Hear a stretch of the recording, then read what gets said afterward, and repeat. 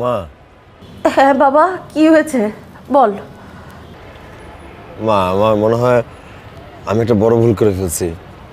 তোমাকে এয়ারপোর্টে আসতে না বলে অনেক বড় ভুল করে ফেলছি। এখন আমার তোমাদেরকে দেখতে ইচ্ছা করতেছে, একবার আসো না মা। তুই তো বললি আমি যেন এয়ারপোর্টে না যাই, সেই জন্যই তো এলাম না। এখন আচ্ছা, পৃথিবীটা এমন কেন বলতো? আমি আসলে পরে বুঝতে পারছি টাকার শক্তি অনেক বেশি। একমাত্র মৃত্যু ছাড়া টাকাই পারে সন্তানকে মায়ের কোল থেকে নিয়ে যেতে।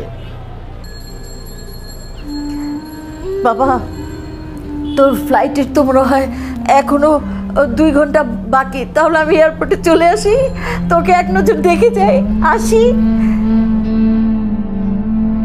হ্যাঁ, চলে আসো চলে আসো, তুমি নিরাকের সাথে নিয়ে চলে আসো। হ্যাঁ, আমি আমি আসছি বাবা।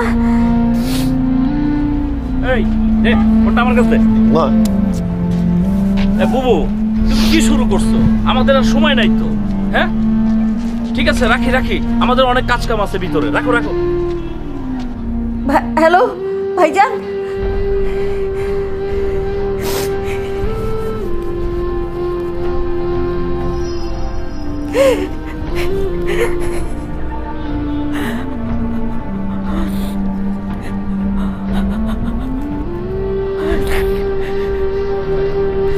আরে তুইও তো পোলামানের মতন করিস। চল চল চল, তাড়াতাড়ি চল। মাকে এখন দেখতে ইচ্ছা করতেছে। আরে ভাই না, আয় না।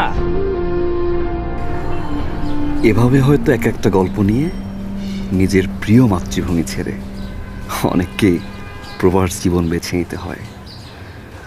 হয়তো আবিরের গল্পটা ওই সব গল্প থেকে একটু ভিন্ন, কিন্তু সবার মনের অনুভূতি একই রকম। তাদের এই কষ্ট হয়তো অন্য কেউ উপলব্ধি করতে পারে না। প্রিয়জনের মুখের হাসি ফোটাতে যারা এই আত্মত্যাগ স্বীকার করে তাদেরকে আমরা কখনোই ভুলব না। সেলুট জানাই সকল প্রবাসী বন্ধুদের, বিনম্র শ্রদ্ধা ও ভালোবাসা।